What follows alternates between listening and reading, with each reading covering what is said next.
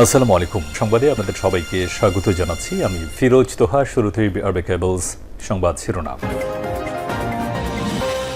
ইন্নালিল্লাহ। মধ্যপ্রাচ্যে যুদ্ধবিরতি বাতিল করে দিয়ে ইহুদিবাদীরা আবারও ইরান এবং লেবাননে হামলা চালিয়েছে। ঘটনার পর ইরান থেকে কঠোর সতর্কবার্তা দেওয়া হয়েছে।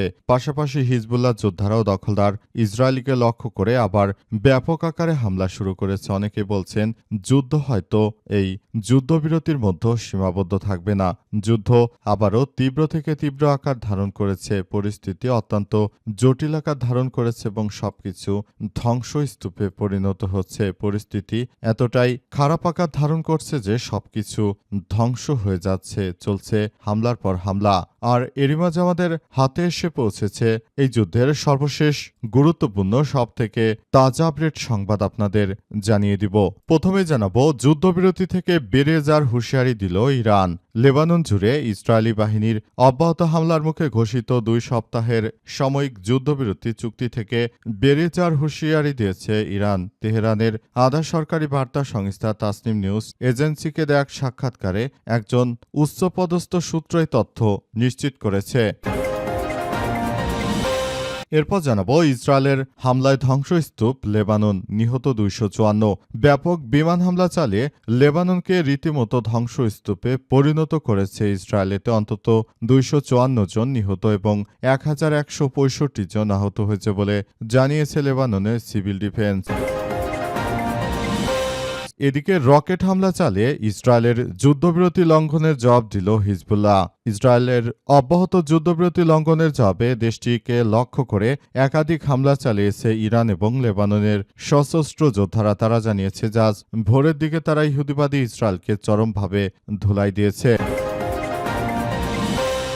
এবারে জানাবো, ইরান যুদ্ধ নিয়ে সুর পাল্টালেন ট্রাম্প। 39 দিনের লড়াই এবং সংঘাতের পর 2 সপ্তাহের জন্য যুদ্ধবিরতিতে পৌঁছেছে যুক্তরাষ্ট্র এবং ইরান। তেহরানের দেওয়া 10 দফা প্রস্তাবনা নিয়ে আলোচনার সিদ্ধান্ত নিয়েছে দুই দেশ। মার্কিন প্রেসিডেন্ট ডোনাল্ড ট্রাম্প তার সামাজিক যোগাযোগ মাধ্যম ট্রুথ সোশ্যালে এই যুদ্ধবিরতির ঘোষণা দেন। এবং সর্বশেষ জানাবো, ট্রাম্পকে হতাশাগ্রস্ত বললেন ন্যাটো প্রধান।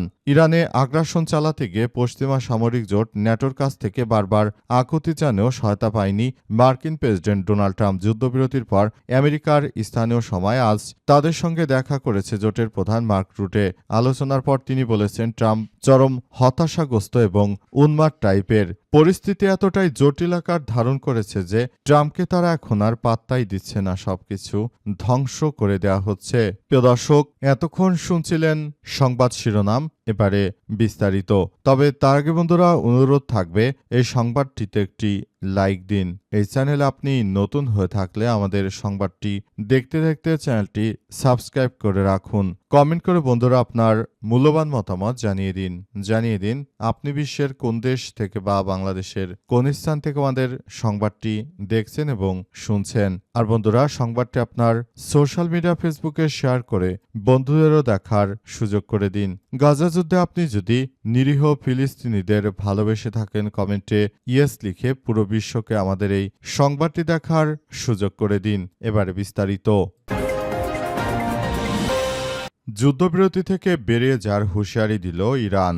লেবানন জুড়ে ইসরায়েলি বাহিনীর অব্যাহত হামলার মুখে ঘোষিত 2 সপ্তাহের সাময়িক যুদ্ধবিরতি চুক্তি থেকে বেরিয়ে যাওয়ার হুঁশিয়ারি দিয়েছে ইরান। তেহরানের আধা সরকারি বার্তা সংস্থা তাসনিম নিউজ এজেন্সিকে দেয়া এক সাক্ষাৎকারে একজন উচ্চপদস্থ সূত্র এই তথ্য নিশ্চিত করেছে। ওই সূত্রটি জানিয়েছে যে ইসরায়েল যদি লেবাননে তাদের সামরিক অভিযান বন্ধ না করে তবে ইরান এই চুক্তি আর মেনে চলবে না।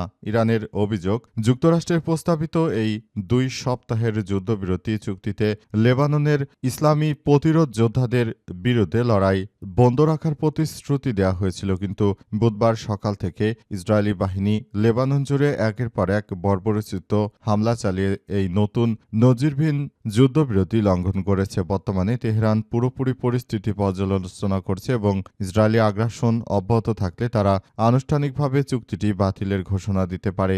ইসরায়েলি সামরিক বাহিনীর পক্ষ থেকে জানানো হয়েছে আজ মাত্র 10 মিনিটের ব্যবধানে বৈরুত, বেকা উপত্যকা এবং দক্ষিণ লেবাননের ১০০টিরও বেশি স্থানে সমন্বিত বিমান হামলা চালানো হয়েছে। বর্তমানে অভিযানের মধ্যে এটি ছিল সবথেকে বড় ধরনের হামলা।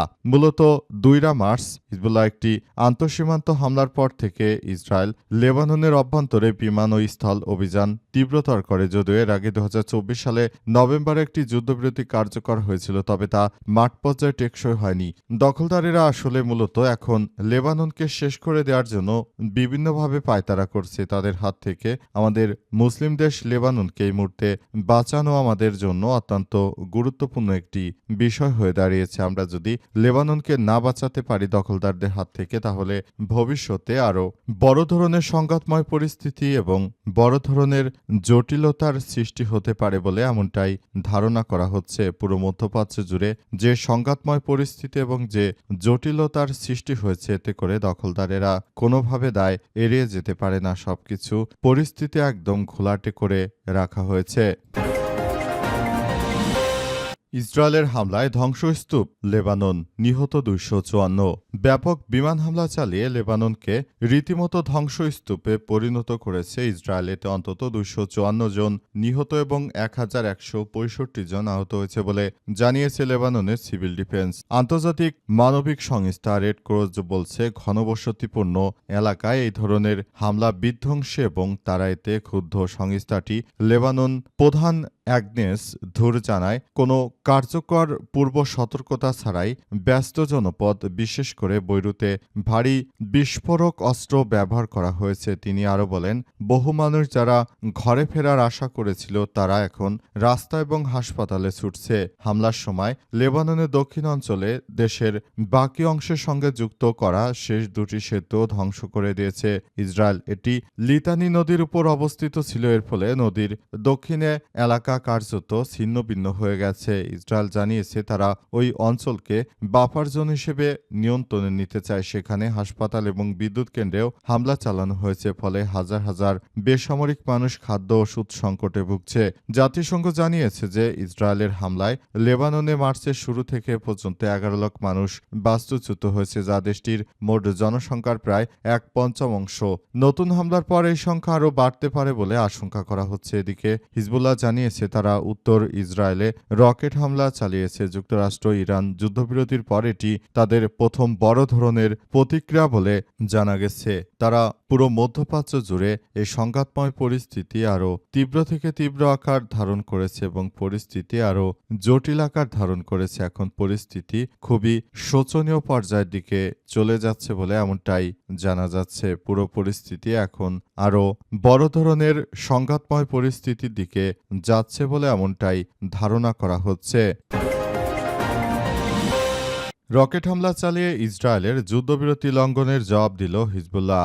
ইসরায়েলের অব্যাহত যুদ্ধবিরতি লঙ্ঘনের জবাবে দেশটিকে লক্ষ্য করে রকেট হামলা চালিয়েছে সশস্ত্র যোদ্ধারা। সশস্ত্র গোষ্ঠীটি এক বিবৃতিতেই তথ্য নিশ্চিত করেছে। আজ উত্তর ইসরায়েল লক্ষ্য করে তারা এই ভয়াবহ হামলা চালায়। হিজবুল্লাহ টেলিগ্রামে এক বিবৃতিতে জানিয়েছে যে নিজ মাতৃভূমি এবং দেশের জনগণের উপর ইসরায়েল এবং যুক্তরাষ্ট্রের আগ্রাসন বন্ধ না হওয়া পর্যন্ত এর জবাব দেবে। তারা দখলদারদের মাটির সঙ্গে মিশে দেওয়া হবে এবং সবকিছু তছনছ করে দেওয়া হবে বলে তারা নিশ্চিত করেছে। বর্তমান মধ্যপ্রাচ্যে যে ধরনের সংকটময় পরিস্থিতি এবং যে জটিলতার সৃষ্টি হয়েছে, এতে করে দখলদারদের কোনোভাবেই ছাড় দেবে না ইরানের ইসলামী বিপ্লবী গার্ড বাহিনীর সদস্যরা। গার্ড বাহিনী তারা আরও জানিয়েছে যে দখলদারদের যেখানেই পাওয়া যাবে সেখানেই তাদেরকে কতল করে দেওয়া হচ্ছে। মধ্যপ্রাচ্য এমনকি সারা পৃথিবীর যেখানেই ইহুদিবাদী ইসরায়েল এবং মার্কিন যুক্তরাষ্ট্র তারা যে ধরনের অপকর্ম করুক না কেন, তাদেরকে একদম মাটির সঙ্গে মিশিয়ে দেওয়া হচ্ছে। পরিস্থিতি অত্যন্ত জটিল আকার ধারণ করেছে বলে এমনটাই জানা যাচ্ছে। পুরো মধ্যপ্রাচ্য জুড়ে এই সংঘাতময় পরিস্থিতি আরও তীব্র থেকে তীব্র আকার ধারণ করেছে এবং সবকিছু ধ্বংসস্তূপে পরিণত হচ্ছে। মধ্যপ্রাচ্য জুড়ে এখন পর্যন্ত দখলদার ইসরায়েলি বাহিনী পুরোপুরি হতাশার মধ্যে পড়ে গেছে বলে এমনটাই নিশ্চিত করা হয়েছে।